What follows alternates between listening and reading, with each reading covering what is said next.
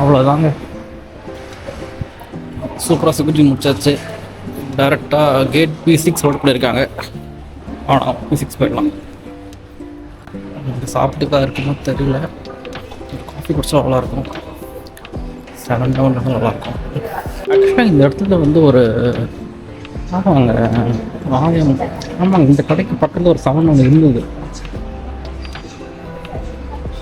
இன்னும் வச்சுருக்கானா இல்லை மாற்றிட்டானான்னு தெரியல. மறு காஃபி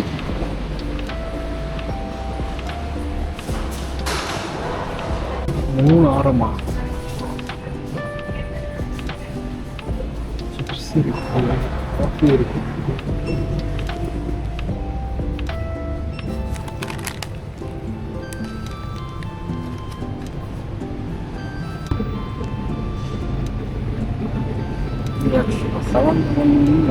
பட் எந்த கடையிலும் 97 இருக்கிற ஸ்நாக்ஸ் இங்கே இருக்கிறாங்க.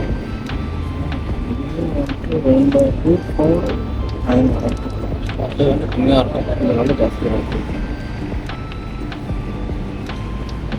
பார்த்தீங்கன்னா 15 ஒன்று 140 ரூபா ஒரு water bottle. 550 ml water bottle 140 ஏகப்பட்ட கடை. சூப்பராக பிரேக்ஃபாஸ்ட் ஸ்டார்ட் பண்ணி எடுத்துகிட்டு வந்துட்டோம்.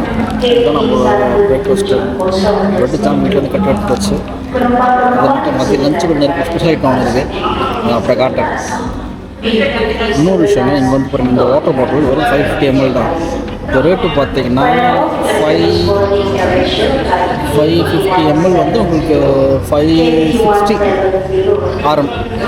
RMக்கு கொடுக்குறாங்க. 560 RM நம்ம ஊர் காசுக்கு எப்படி ஒரு 135 ரூபா 140 ரூபா கிட்ட சார்ஜ் ஆகுது. ஸோ நம்ம கேட்டுக்கு வந்துட்டோங்க. அடுத்த பிலிப்பைன்ஸோட கேபிட்டல் மணிலா போகிறதுக்கு அதுதான் நம்மளோட ஃப்ளைட். ஆக்சுவலாக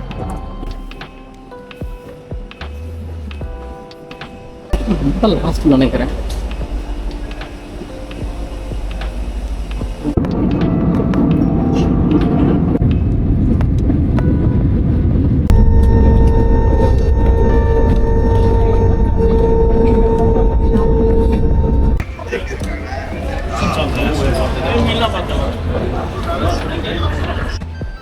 சூப்பருங்க.